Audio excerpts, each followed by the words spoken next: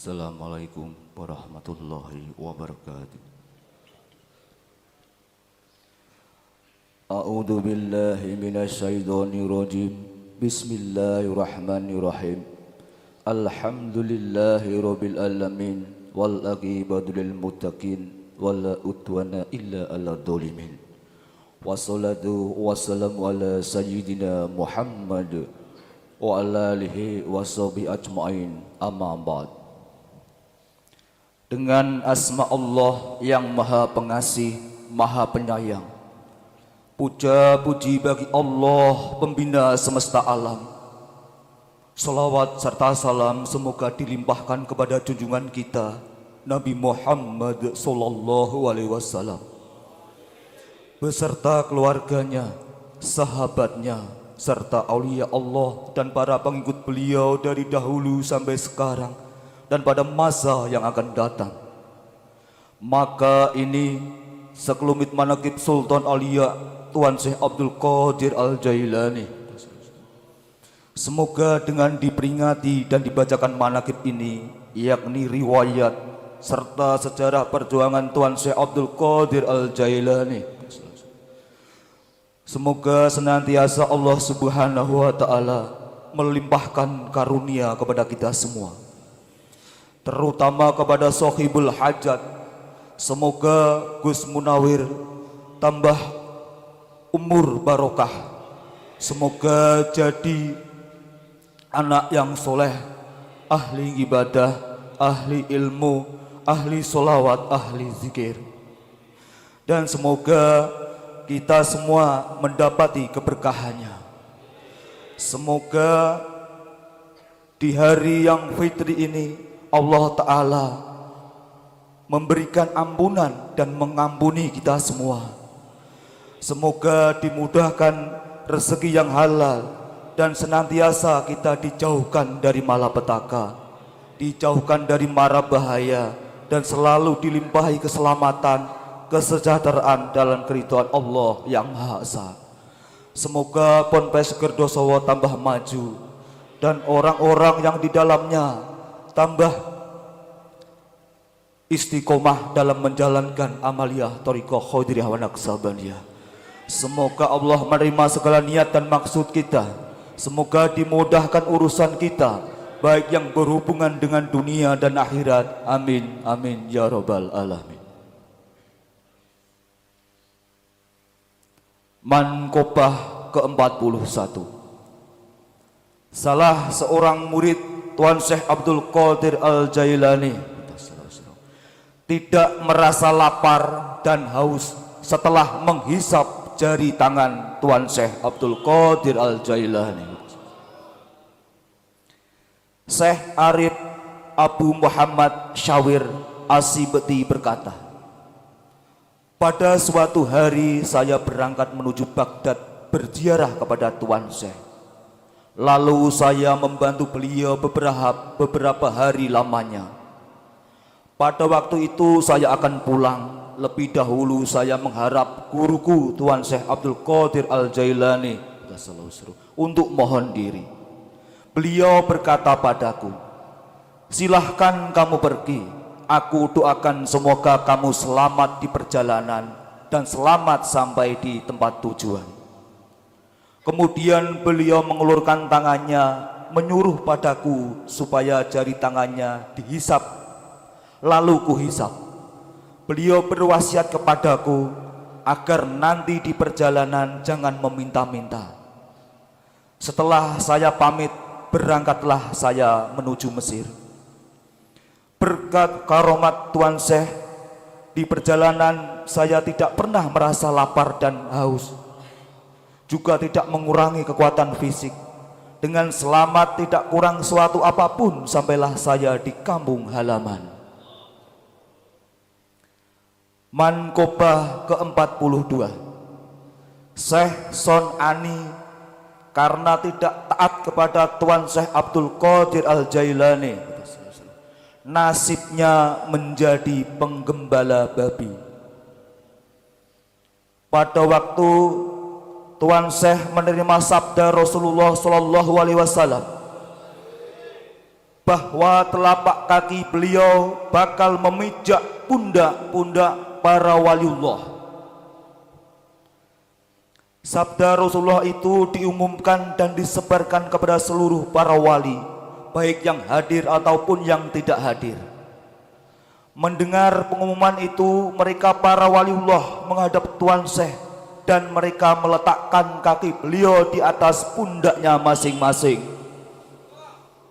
Karena menghormati dan mengagungkannya, kecuali seorang wali namanya Syekh Son Ani. Itu terdengar oleh Tuan Syekh Abdul Qadir Al-Jailani quddasallahu sirruh, dan beliau berkata, telapak kakiku akan menginjak pundaknya si penggembala babi. Tidak berapa lama kemudian, Syekh Son Ani berangkat berziarah menuju kota Mekah diiringi 400 orang santri-santrinya. Takdir tidak bisa ditolak. Demikianlah ketentuan Allah yang Maha Kuasa berlaku bagi hambanya. Pada waktu Syekh Son Ani berjalan melewati suatu kampung yang penduduknya mayoritas beragama Nasrani, kebetulan ia melihat sebuah kedai. Penjual warung itu seorang perempuan Nasrani, penjual minuman keras. Wajahnya cantik tiada bandingannya, badannya mulus sehingga mendebarkan hati para pemuda. Konon tiada seorang lelaki pun yang tidak terpikat padanya. Demikian pula Syekh Son Ani melihat kecantikan perempuan itu terpesona sehingga luluh hatinya. Hilang rasa malunya, wibawanya jatuh di hadapan santri-santri pengiringnya, sehingga dengan senang hati ia rela menyerahkan dirinya untuk menjadi pelayan perempuan itu. Dengan sukarela serta sungguh-sungguh ia mau bekerja, dan pekerjaan apapun ia kerjakan demi untuk menyenangkan perempuan cantik itu. Pada suatu hari, perempuan itu menyuruh Syekh Son Ani menggembalakan babi piaraannya, memangku anak babi yang masih kecil agar jangan sampai terinjak induknya. Ia tidak merasa hina disuruh menggembala babi itu, malah merasa bangga dan gembira diperintah kekasihnya. Melihat kejadian itu, seluruh santri pengiringnya itu pulang meninggalkan gurunya, karena secara mencolok Syekh Son Ani telah mencemarkan dan menodai agama. Yang masih tinggal 2 orang, yaitu Syekh Fariduddin dan Syekh Mahmud Maghribi. Kedua santri itu berunding mencari jalan pemecahan musibah yang menimpa gurunya. Hasil perumusannya, mereka berpendapat bahwa musibah itu harus diperbaiki dari sumbernya dan ditelusuri sebab akibatnya. Kemungkinan karena tidak ada loyalitas murid terhadap gurunya, dan kata yang diucapkan Tuan Syekh Abdul Qadir Al-Jailani quddasallahu kepada Syekh Son Ani, maka untuk hal ini saya akan menghadap yang mulia Tuan Syekh. Kata Syekh Fariduddin, kamu Syekh Mahmud tinggal di sini. Kemudian Syekh Fariduddin berangkat menuju kota Baghdad. Setibanya di kota itu, lalu ia mencari pekerjaan dan mohon bantuan Tuan Syekh Abdul Qadir Al-Jailani. Namun tidak ada lowongan kecuali pekerjaan berat dan hina.